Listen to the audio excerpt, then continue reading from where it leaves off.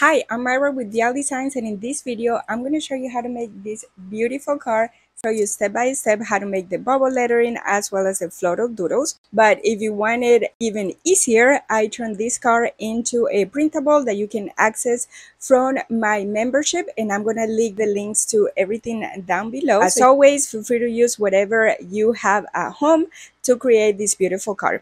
Let's get started. We're starting with a 5x7 watercolor paper or a thick paper, and then I'm going to draw a rectangle where I want my lettering to be. You don't really have to do the rectangle, but I just feel that it helps to have the lettering in place. For the bubble lettering, we're going to start by writing mom in block lettering, and then we're going to outline that block lettering with rounded edges, as you can see here. You just want to make sure that the outline is even throughout the lettering, and for the inside circle of the O, I decided to do a heart instead of a circle. Now in here, you can take your time to make sure the lettering looks just how you want it, and once you are satisfied with your lettering, go ahead and erase the block lettering that we did at the beginning.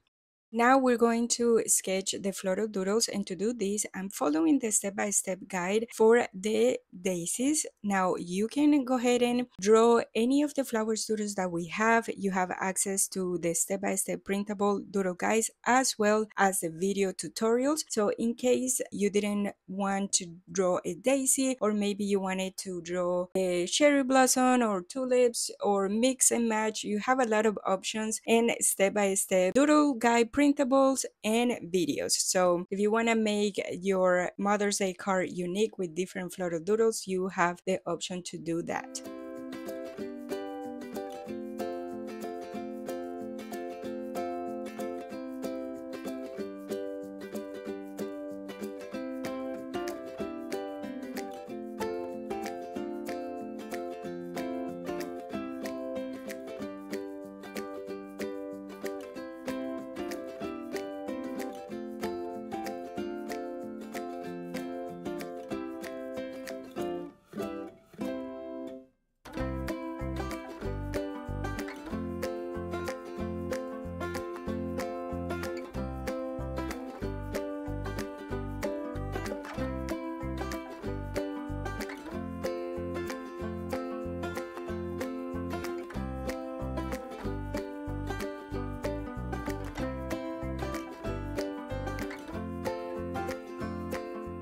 Once you're satisfied with your floral doodles and added some greenery, we're gonna go ahead and use the kneaded eraser. So I like using this eraser instead of the normal eraser because it erases most of everything, but it's still gonna leave a trace of your sketch. So it's gonna make it easier for you. To color, I'm gonna be using the Ohuhu Markers, and for the letter M, I'm using the R110 Sardonyx. I don't know, I'm probably butchering this, but you see the reference here in case you're using the same alcohol markers and want to use the same colors. For the O, I'm using B050 Robin's Egg Blue. I always like to start by outlining the letter, then coloring inside of it. Now for the other M, I'm using Y120 Buttercup Yellow.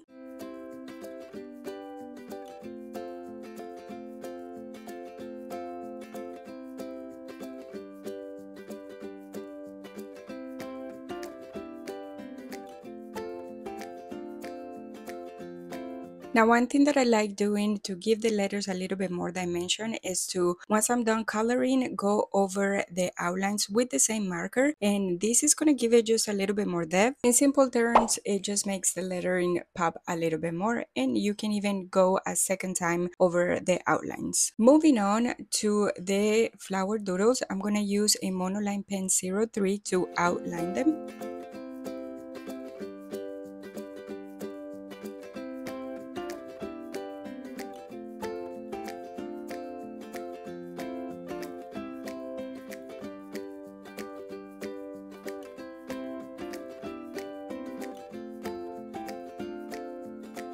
And once we're done with the outline, it's time to erase any leftover pencil trace that we have left. For the center of the daisy, I'm going to use the Y040 Calamansi. I'm still using the Ohuhu alcohol markers. And for the petals, I'm using the B030 Frost Blue. Since the daisies are white, I didn't want to leave the card plain. So I'm doing a shadow coloring where I'm just doing a little bit of shadow around the center and also outlining the petals. So it doesn't look like it is completely white. It gives it just a little bit of pop color. So I really do like how this shadow coloring looks in the daisies.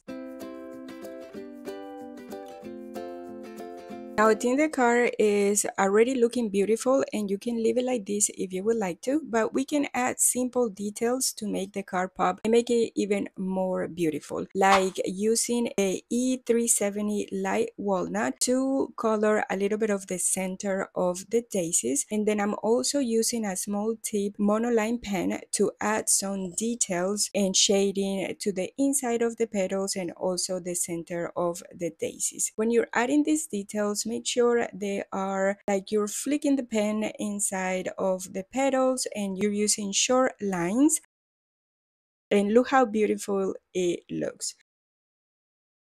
I decided to do the outline of the bubble lettering last because we're gonna add some shadows to the lettering. So I always like to do the lettering, outlining, and all of that last. As you can see, I'm adding shadows to the right of every part of the letters.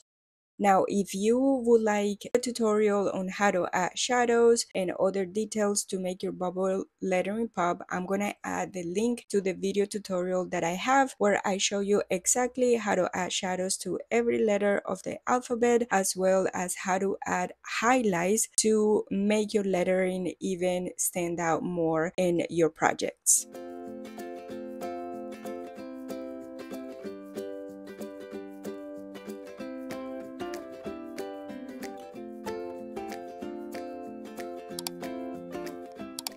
And here's how the final card looks. I even added another layer of shadow with a gray marker and the highlights with a white gel pen. And if you want to learn how to make even more flower doodles, I'll see you in the next video. Thank you for watching.